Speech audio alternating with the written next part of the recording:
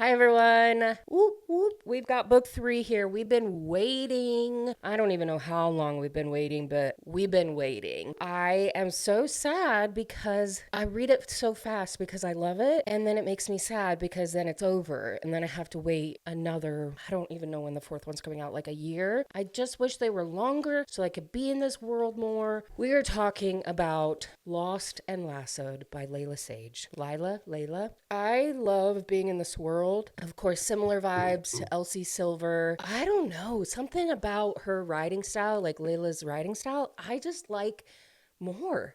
I don't know what it is. It just seems more personal. It just seems more like relatable with the characters. Like you're just in with them more. And I have been looking forward to this book since the first book, honestly, because you get to know these characters from book one. You see them deeper in book two. And so it's just like anticipation until this third book. And I'm like, I was so ready for it. And I will say this is my favorite one. Like I really liked the first one. I loved the second one. And this one, obsessed. Like something about how it's just been building up. That's the thing. I love a good built up romance that they just hate each other. Like hate. Things start to thaw and it's just perfect. And that's what happened with this, with Gus and Teddy. So Teddy is best friends with Emmy, who Emmy was in the first book. And then Gus is Emmy's brother. So he's the oldest, and then it goes Wes, and then it goes Emmy. And so we've already seen Emmy's story. We've already seen Wes's story, and so we knew that Gus was going to be next. And so he has his daughter, which is so cute. I think she's like 5 or 6, and Cam is the mother to the little girl, but they have never had a relationship, Gus and Cam, and they've just been best friends. They're very, very good co-parents. So she actually goes to, I think, like Jackson Hole. She has she's trying to be a lawyer and take the bar and everything, and so she has this kind of like internship up there, and so she's gone for the summer, and Gus is like drowning with the ranch, with being a dad. Like he just can't keep up, and so everyone's like, let us help you, like please let us help you. And then in comes Teddy, which Teddy, I love her so much. She is my favorite character of all of them, literally like all of them, because like she's just so spunky. She knows what she wants. She's not afraid to get it. Like she is just so cool. Like she is girl power, and I just have always been obsessed with her. And she loves making clothing. I love her and her dad's relationship. He's like a retired rock star. Like I just, yeah, it's just so good. And so she gets laid off from her job at the boutique. The boutique gets sold. And so she's like, well, I'm not really doing anything for the summer. And so uh, Emmy convinces Gus that Teddy would be a good fit to watch his daughter. And he's like, absolutely not. No, no, no. And Emmy's like, well, you wanted someone that you knew and already knows the family, already knows the dynamic. Like, maybe you should give her a try. And he's like, ugh, fine. Like, you figure it out. And when Teddy hears about it, she's like, absolutely not. I do not want to be around him because it really is such like a, like they just, like can't stand each other. But of course, like I said, it softens, it thaws. And Gus is actually the one that softens first. And you kind of think that something happened in their past.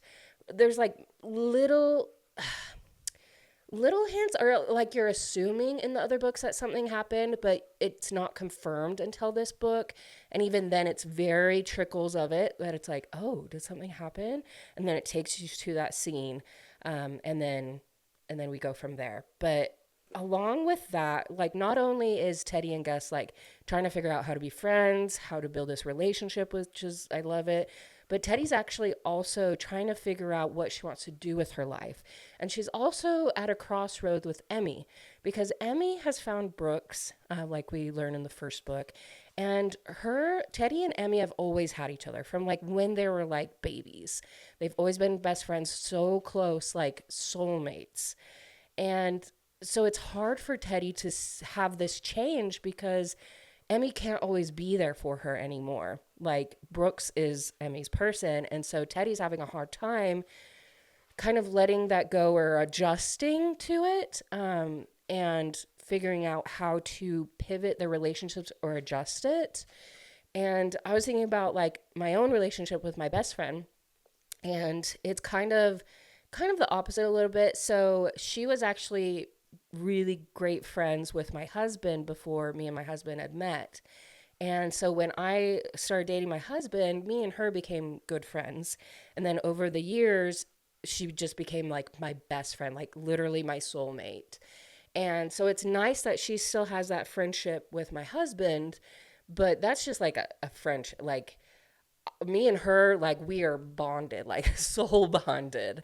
And so it's going to be hard for me because we have already established like our friendship and how it's been working. It's going to be hard for me when she does get married because I'm going to be like, whoa, whoa, whoa. Like, I don't want to share my time with you. Like, I don't want to do this.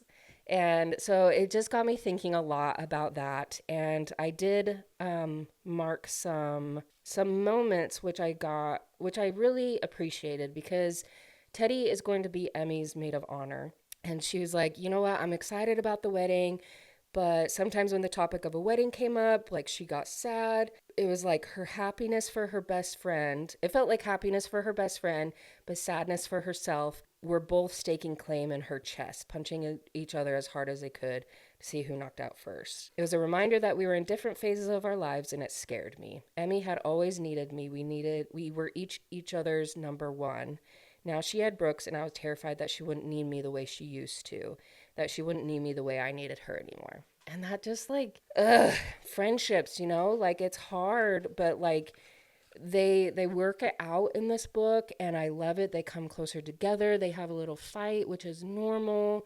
And they just solidify their friendship even more and it's just perfect. And so I know that when Caitlin gets married, like I know we'll just have to adjust, but because we are so bonded, like it's inevitable that we'll just be together forever.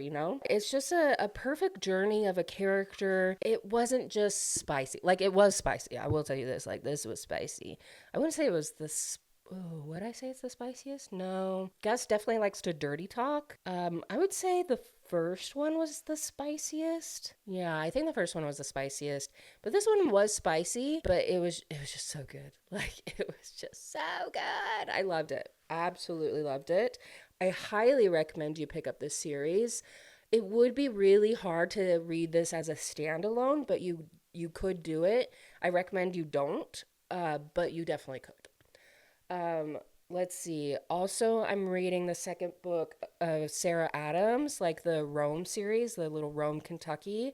The first one is called When in Rome, and then this one is called Practice Makes Perfect. And I've loved this one. I love it because it's like one of the youngest siblings. She's so cute and sweet. And her, like the bodyguard to like the girl that's in the first book that's a pop star, he's her bodyguard. And I love a good bodyguard, like grumpy, ooh, like muscular, like, together with a sweet, innocent girl. Love it. Absolutely love it. So I'm excited to talk about that next week. It's exciting. Like these books, I am so in awe of authors. Like one day maybe I'll write a book. I don't think I could actually write it. I think I could come up with ideas, but I think I'd have to have someone else write it for me because I am just I'm not a writer for sure, but I've got lots of ideas. Anyways, grateful for you guys. Definitely like and subscribe to watch all the mini episodes and regular episodes. And I will talk to you next week.